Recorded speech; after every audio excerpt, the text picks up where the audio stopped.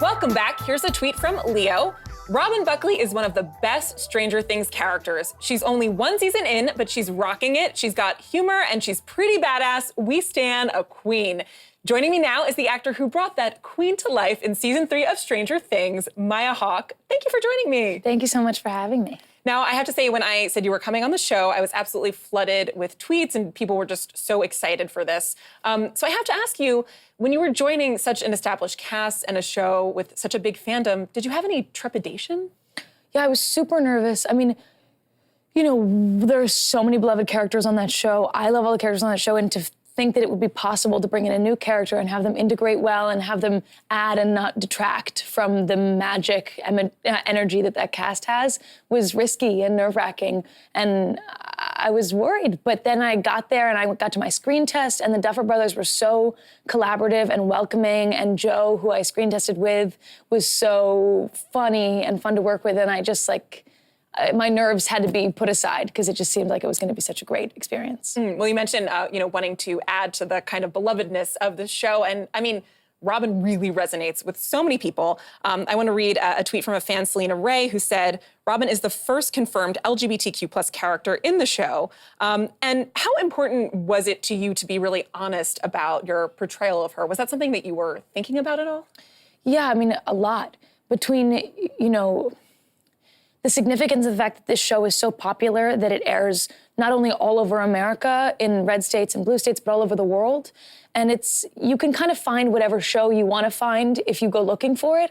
But with these big mainstream shows, to have diverse characters, to have LGBTQ diverse characters on the show is really important because it puts them right into the living room of people all over who might have different opinions than you or might have different feelings about it. And on screen, sometimes we have more empathy for characters than we do for people.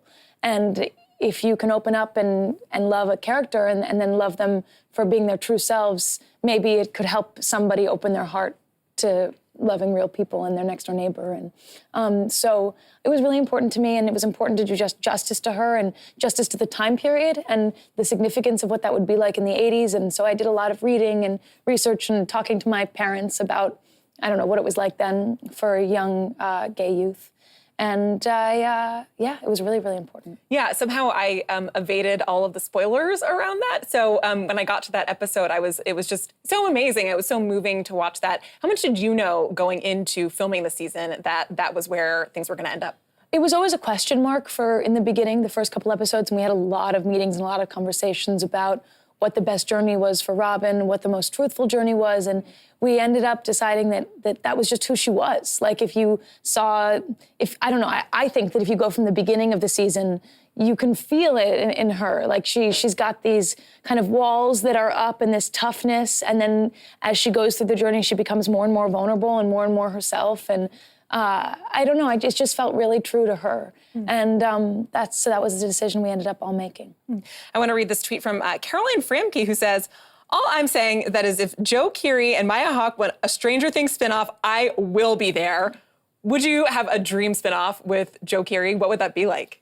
I have no idea. I mean, it would probably, I love working with Joe. He's so funny, he's so smart, he's so focused.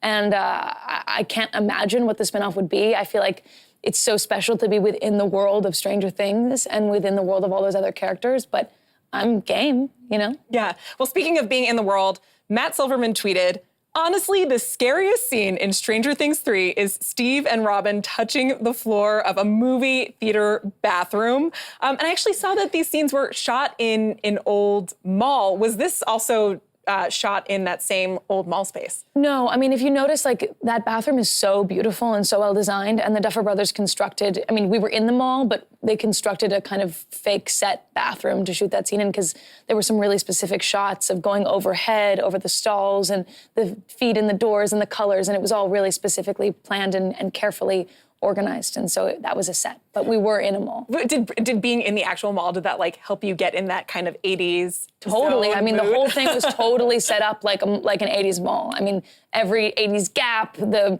Orange Julius. I mean, everything was right there the way it would have been. Now, a lot of people were moved by something that your parents posted in support of your role.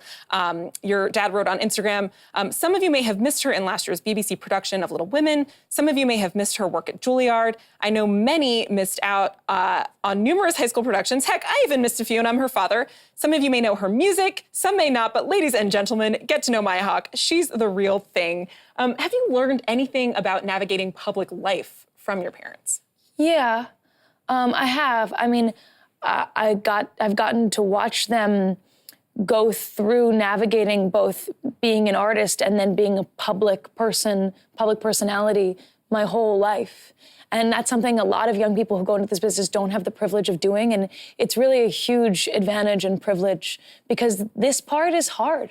Like, this isn't the part that you go into it that you're in love with. You know, it's not the thing you did at school. It's different and it's hard and you have to be yourself in front of people and you open yourself up to a lot of criticism. And so that's really hard. But they set a wonderful example and gave me a lot of information and a lot of advice and like leading by their example and also like what not to do. And so it was really helpful. What was the moment that you realized you wanted to be an actor? I always loved acting. I did every school play, every acting summer camp, everything, but I was a little hesitant to go into it professionally. I didn't want to ever do it as a child, and because I knew so much about the other parts of the world, and I also had a lot of other passions and things I like to do, but at a certain point in my junior year in high school, when everyone was like applying to college and taking the SAT, I was doing a school play and I was like, this is the only thing that makes me really, really happy. This is the only place I feel myself. And it just seemed like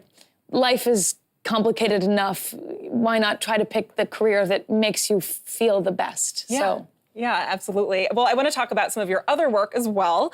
And you were just at the premiere of Once Upon a Time in Hollywood, and did go to that. You played one of Charles Manson's followers, right? Yes. How did you acquaint yourself with everything that happened with Manson? Well, I've always been in love with that era. With the music, with the clothing, with the films. And so I had a certain familiarity with kind of the bright side of that era. And then what I had to do to get ready for that film was acquaint myself with the dark side. And there was a lot of wonderful material. That book, The Girls, some great documentaries about the time of the Mansons and some great newspaper articles from that time. So I just kind of delved into that history and read a lot about it so that I would have a good understanding of the kind of deep corruption and manipulation and scariness that was going on in that time. There are so many amazing people in that film, and you've worked with so many amazing people already. Is there anyone who's really on your radar that you're hoping to work with?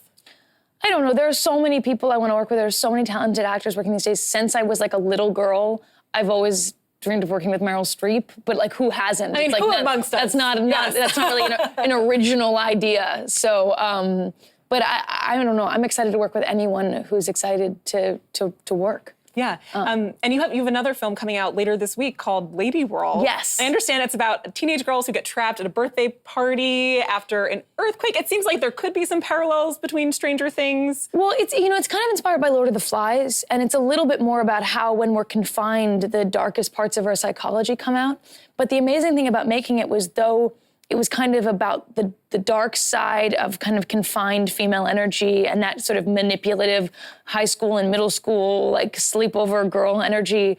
What it ended up, the experience of making it was probably one of the most collaborative, female-driven experience of my life. Amanda Kramer, the director, is an unbelievably talented young woman who just had set up a set that was so creative. She shot most of it in a wide, and so we were all just acting the scene all the way through every time. And it was just a really beautiful creative space, and the movie has a really high level of drama and play, and I think people will really like it. Well, unfortunately, we are just about out of time, but I have to ask you before we go. Anything you want. Yeah, so when I was tweeting out that you came on, I saw there are so many people in costumes of your Stranger Things character. Are you mentally prepared for all of the Scoops Ahoy outfits we're going to see at Halloween?